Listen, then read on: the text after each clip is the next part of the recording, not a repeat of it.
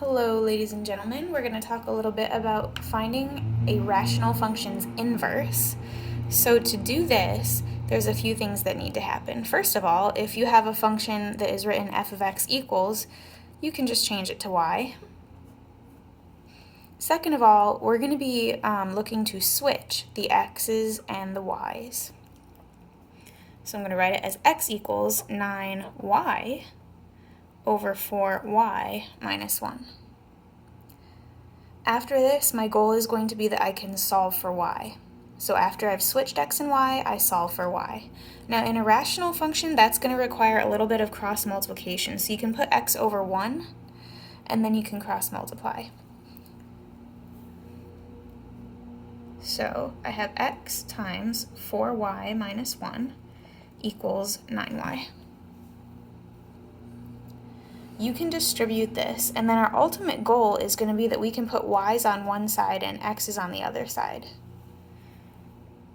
So I would distribute, let me change my markers here.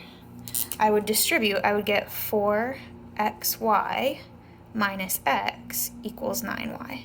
Now this is kind of an issue because, again, I'm trying to solve for y here. I'm not trying to solve for x. So I want to group all the y's on one side. This term has a y, this term has a y. That doesn't. So I'm actually going to subtract the 4xy to the other side to be with the other term that has a y in it. So I have negative x equals 9y minus 4xy. They're not like terms, so I can't put them together. The next thing that I notice is that now y is a GCF that I can factor out of those two. So I'm going to do that. I'm going to factor out y. And let's say if there was like a factor of 2 or something in common, I would also want to factor that out. But in this case, just a GCF of y. Now I get 9 minus 4x. Now you can see if I just divide away this quantity, then my y is by itself. So let's do that.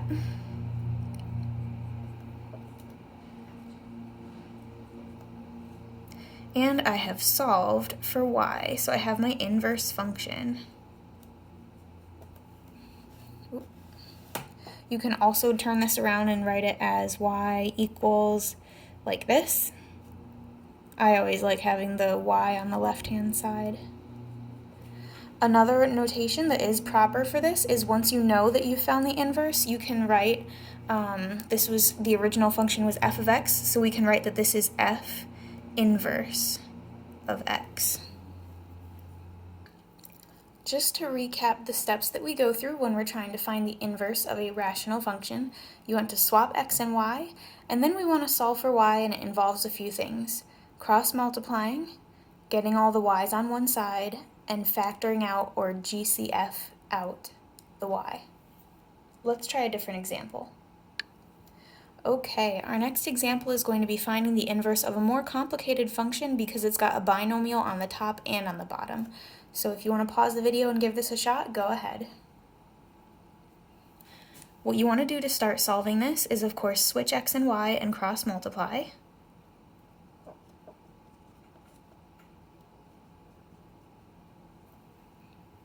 Cross multiply after that. So when I multiply x times this stuff, I'm going to get 2xy plus 5x, and then y plus 3.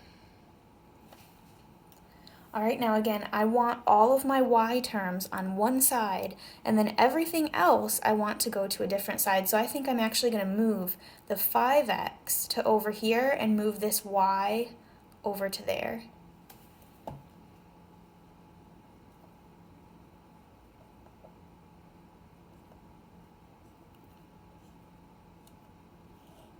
All right, over here, 2xy minus y. We can't actually subtract them because they are not like terms.